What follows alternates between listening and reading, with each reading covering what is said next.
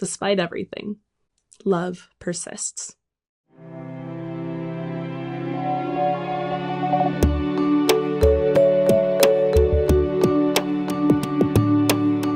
Hello, everyone. Happy Thursday and welcome to our daily ritual. I'm Reese Brown, and today we are focusing on the fourth pillar of coherence. I got a new tattoo. I'm really excited about it. But this fourth pillar of coherence is philosophy that manifests as our values. That is what we are focusing on today, as an offered intention, as an offered focus. If there's something else that you would like to work on or focus on or bring in combination with this, please, of course, do so.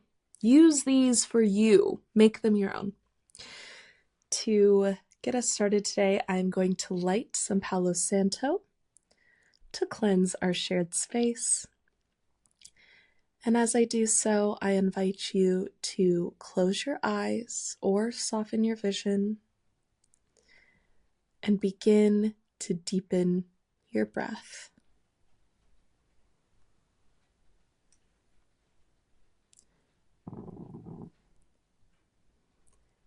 As your breathing deepens, come in to present awareness.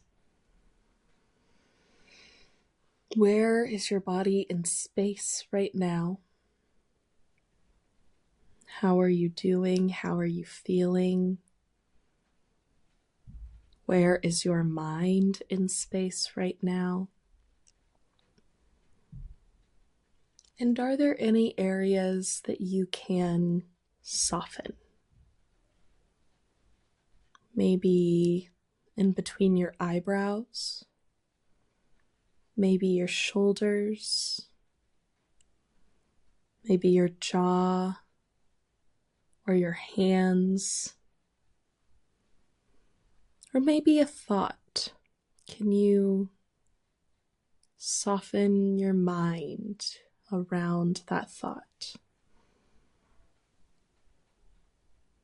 Over these next few minutes, this is time for you.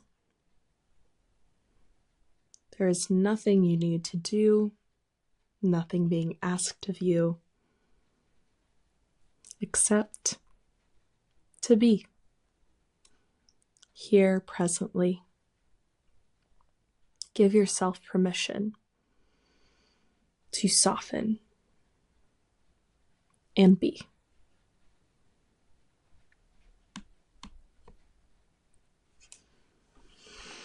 Here in a moment, I am going to invite you to take a deep breath with me, and when we do so, I want you to try and make it the deepest breath of the day so far. Okay, whenever you're ready, take that deep breath in and keep expanding, and exhale.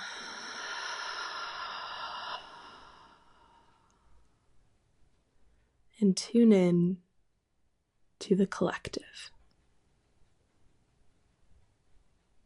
To everyone across space and time that is joining us here, sharing this breath, sharing this ritual.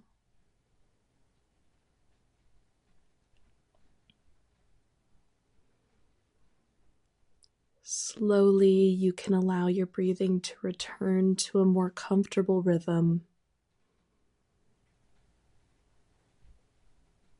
And when you're ready, you may open your eyes.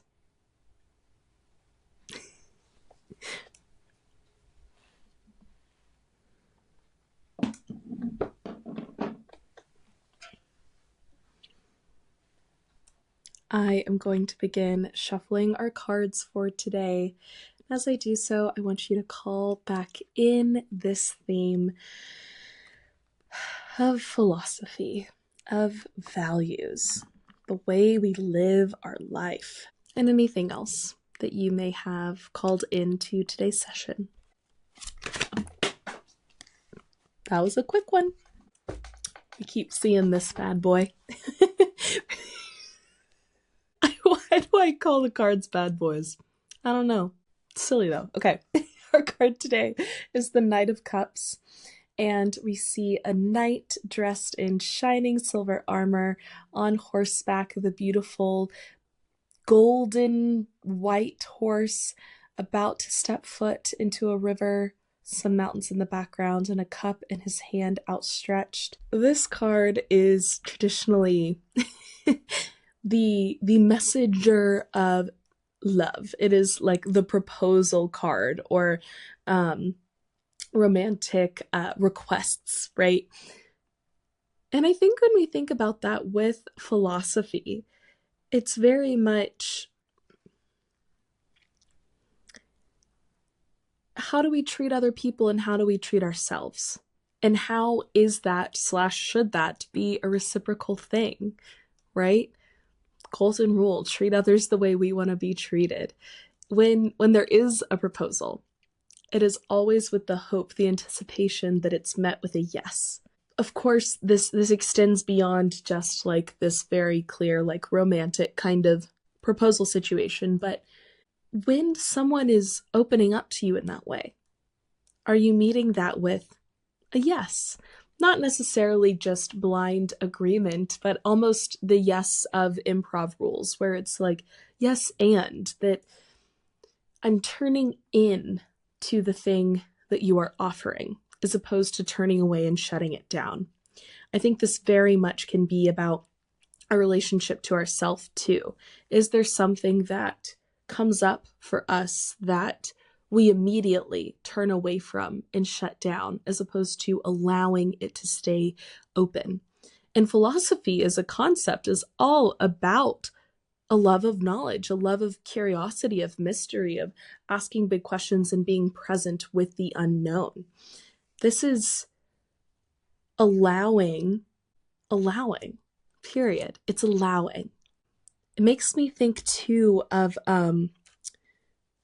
John Gottman's theory of marriage and divorce. The Gottman Institute is a really wonderful marriage counseling institute, and John Gottman and his wife do a lot of work around marriage and marriage counseling and couples counseling, and they have done some really great research on the predictors of divorce. And the very best way to predict whether a couple is going to stay together or not stay together is how many times a day there is a bid, what they call a bid, that is kind of like an opening up. Is that bid met with reciprocity or not? Oh, what's the predictor? You want at least like 9 out of 10 of those to be opening, right? And it can be as simple as your partner is reading a book and you're sitting in the living room and you see a bird outside the window and you say, oh my goodness, look at that beautiful bird. And your partner, accepting the bid, looks up and says, wow, that's beautiful, and then goes back to their book. That is one of these many bids versus saying, I'm in the middle of reading. That would be shutting that bid down, right? It's this bid of connection. How many times a day do we shut down our own bids for connection? How many times a day does someone meet us with curiosity and we meet them with certainty? Or vice versa. This is a request for openness for ourselves and those around us. And in that way, we can, hold true to our values in that we can be a more loving, kind, caring person. We're seeking to learn, not to assume. To move into our mantra today, inspired by this theme of philosophy and the Knight of Cups, our mantra is going to be, I lead with love. That is like the philosophy, right? To lead with love. And it makes me think of one of my dear friends who was a guest on the other Cohere podcast, Making Meaning, and she said that her goal was to lead a life of love. And I just think that's beautiful. Whenever you're ready, we will take another deep breath and on the exhale, repeat this mantra of I lead a life of love. Okay, whenever you're ready, take that deep breath in.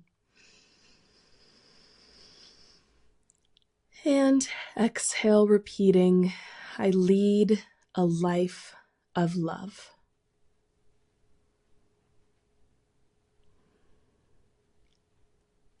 For our practice today, I want you to think about the way that you live your life and the philosophy or values that guide your choices, your decisions, your behavior, and then bring love into the mix. Where in your philosophy does love show up? For self, for others, for all of these things? Do you think more about honesty, truth, kindness, authenticity, and then love comes into play? Do you think about dualism, non-duality, the mind, the soul, any other questions, and then love? Or is love pretty high up there? Just consider it and consider how love being the tool with which we can guide our lives could change them, could improve them, could change and improve the lives of others too. And I also want to be clear, love is not always paired with light. There is this tendency in the spiritual, metaphysical communities to, love and light, which is beautiful. And I think it's very well intentioned. I think also we must hold our darkness too in order to be whole. And love is not just easy. It is fighting. It's fighting against and fighting for. It is fighting with. It is being on the same team. It's all these things. So when I say love, I do want that to be coupled with this idea of wholeness. What does a whole picture of love look like? How can that help you live in alignment with the person you want to be? Thank you all so very much for being here with me today. If you enjoyed this ritual, please send it to someone else that you think would also enjoy it or could maybe use this message today, deserves to hear this message today. And let me know in the comments down below how you define love. What is love to you? It's a big question and probably one that can't be answered. Definitely one that can't be answered in an Instagram comment. But I think having a comment section filled with people reflecting on this idea would be cool. And that way you can kind of look down, see what anyone else may be thinking about with love, and be inspired with all the love that does exist in this world, despite everything. Love persists. Thank you all so very much for being here with me today. And as always, I am very much looking forward to seeing you right back here tomorrow.